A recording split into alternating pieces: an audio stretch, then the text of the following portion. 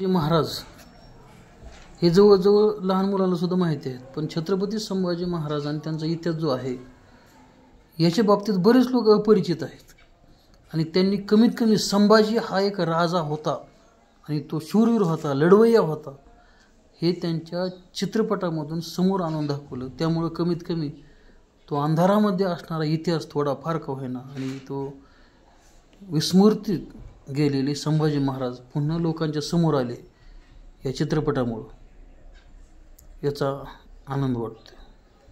चित्रपटामध्ये काही घटना राहिल्यात असं तुम्हाला वाटतं का, किंवा अजून काय असावं असं वाटत होतं? प्रत्येक गोष्टीला मर्यादा असतात, वेळ असते ठरलेली. चित्रपटाची वेळ आता 2, 2.5 किंवा 3 तास असते आणि एवढ्या वेळामध्ये संपूर्ण चित्रपट दाखवणं किंवा ते एखाद्या व्यक्तीचा संपूर्ण इतिहास दाखवणं शक्य नसते. तरीसुद्धा असं वाटतं की छत्रपती संभाजी महाराज हे लढवय्ये तर होतेच. म्हणजे समकालीन मुघल इतिहासकार खाफी खान, अहमद खाफी खान यांनी सांगितले की छत्रपती शिवाजी महाराजांपेक्षा सुद्धा 10 पट तापदायक, म्हणजे शत्रूंसाठी 10 पट तापदायक असे छत्रपती संभाजी महाराज होते, हे त्यांनी लिहिलेले. ते लढवय्ये होते, शत्रूवर त्यांची जबर होती, शत्रू घाबरायचे त्यांना. परंतु आणखी एक दुसरी बाजू संभाजी महाराजांची आहे की त्यांची विद्वत्ता.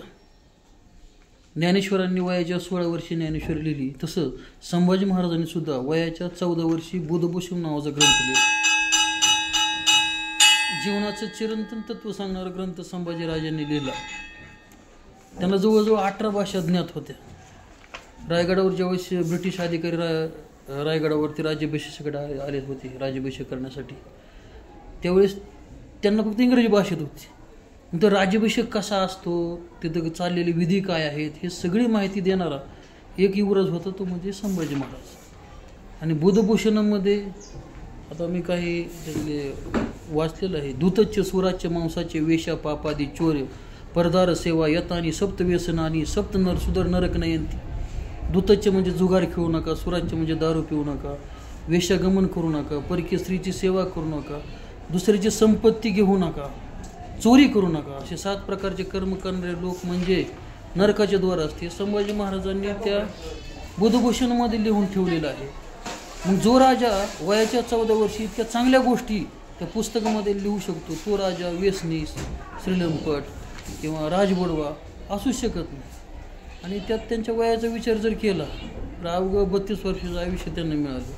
आणि या वयामध्ये म्हणजे वर्ल्ड रेकॉर्ड ऑफ गिनीज बुकामध्ये संभाजीराजांची नोंद आहे की एकही लढाई न हरणार आणि एकही तह न करणारा राजा म्हणजे छत्रपती संभाजी महाराज. मग एवढ्या लढाया त्यांनी जिंकल्या.